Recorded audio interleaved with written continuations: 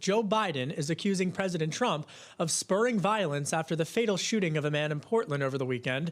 The city saw clashes between supporters of President Trump and the Black Lives Matter protesters. Both Biden and Trump will be addressing the issue later today. For more on the unrest sweeping cities across the nation, let's bring in Basil Smikle. He is the former executive director of the Democratic Party in New York, a former aide to Hillary Clinton, and a lecturer at Columbia University. Basil, Biden is speaking outside of Pittsburgh, and he's going to be speaking with police officers and calling for there to be some type of healing and de-escalation to the violence. The president is pushing this issue of law and order. What does Joe Biden have to communicate this afternoon in just under an hour in order to get back on track with his messaging on this issue? Quite frankly, he has to communicate to law enforcement, but also to community leaders, African Americans, Black and brown voters across the country, and the broader sort of electorate, that there is a pathway out of this. There is a way that we can come together, we can heal our country, we can create dialogue and get us back to strong footing where we have the ability to interact with each other without this kind of unrest and this violence. Certainly, communities of color are going to want harder, more firm solutions about how to change police culture and police behavior so these kinds of activities, these kinds of shootings that are involve police officers don't continue to happen. But I think Joe Biden's in a unique place where he can when he can talk to voters about finding a way forward. Unfortunately, the kind of rhetoric that Donald Trump has used is almost a self-fulfilling prophecy. He talks about unrest and needing law and order, but then he wants to be the person to come in and be able to provide that law and order in ways that particularly seem to be, to most, very heavy-handed. So I think Joe Biden has a very difficult road ahead of him, but the truth is that's what leaders do. They step up and step into the moment. Yeah, it was so interesting, Basil, because now prediction markets forecast that the disorder will actually help the president, the incumbent right now. So how successful has President Trump been in really portraying himself as an outsider, that he's going to come in and try to bring that law and order when he's actually the president of the United States?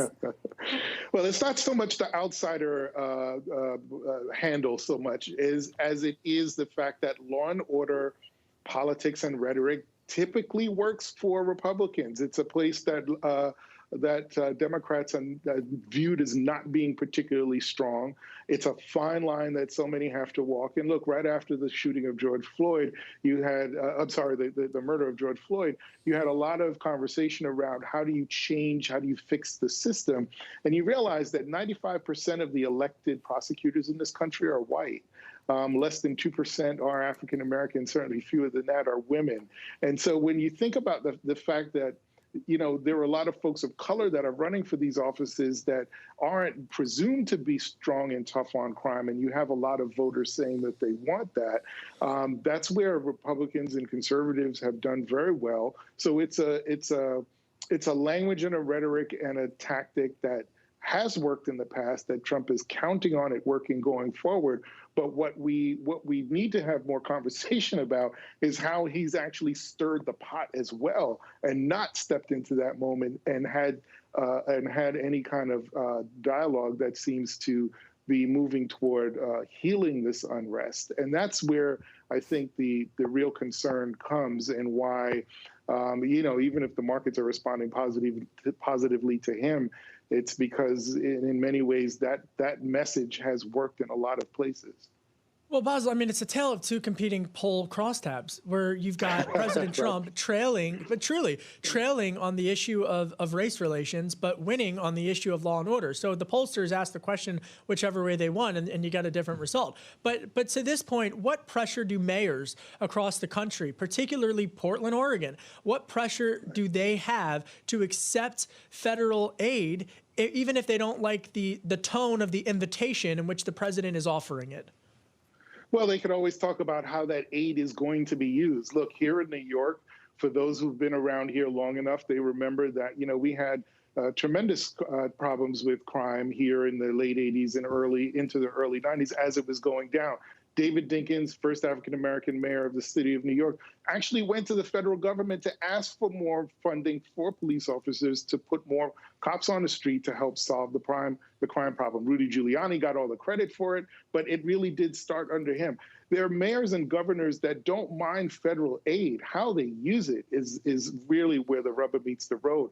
The tools that they use, the manner in which they engage both police and community really makes all the difference. If you use a very heavy-handed approach, you're going to get results that you don't want or that create the kind of unrest that we've seen. We saw that in New York with shootings of Amadou Diallo, for example, with Abner Louima, and there are countless names that I haven't mentioned. But when you employ those types of tactics, you get those kinds of results. If you have a different focus, it's not just about policing, but about also justice and crime prevention, then we go a little further in solving those problems. But getting the money in and of itself is not the issue. It's how it's used and manifested that is the bigger problem.